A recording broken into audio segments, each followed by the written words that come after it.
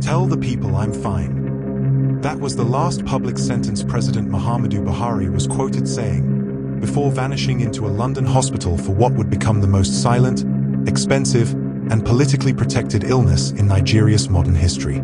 It began in February 2017. A quiet flight out of Abuja. No press, no farewell, no urgency. Just an announcement, routine medical treatment. But this wasn't a checkup. It was an exodus. For the next 103 days, Nigeria had no president in sight. No photos, no videos, no voice recordings, no reassuring words, only vague updates from presidential aides. His resting, his responding to treatment, his in good spirits. But whispers soon filled the silence. Inside a private clinic in West London, the truth was unfolding. Buhari was not resting. He was fading. High-level sources began to leak fragments. ICU admission, blood transfusions, organ stress. Some called it an intestinal illness. Others said it was leukemia. One insider, blunt and terrified, said, "He is dying quietly." While Nigerians prayed, waited, speculated, millions were spent. 5 billion Nigerian naira. Flights, international specialists, 24-hour security, a custom-built hospital suite, equipped like a presidential bunker. All this, while Nigerian hospitals went dark.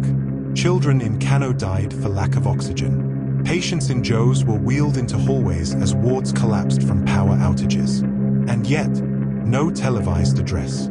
No medical records. Just silence. Then, one day, he returned. Gaunt, quiet, changed.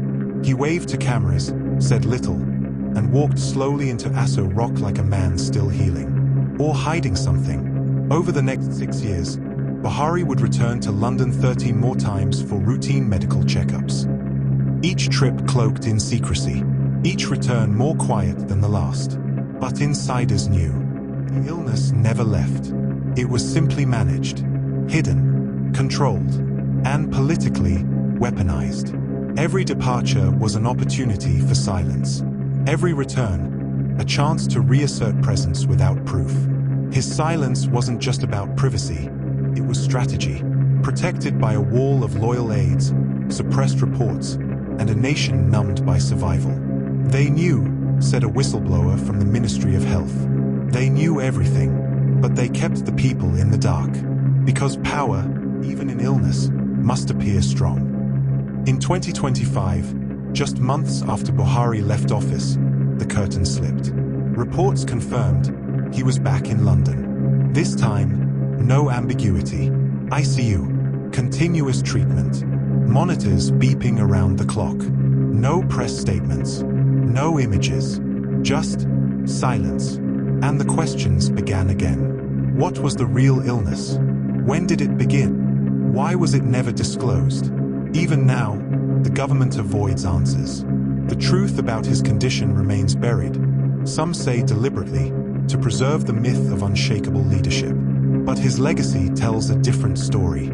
A president who campaigned on ending medical tourism, who stood before crowds, vowing to fix Nigeria's broken hospitals, who promised that no leader should seek care abroad, yet spent more time healing overseas than building anything at home. And in the end, the story was never just about an illness.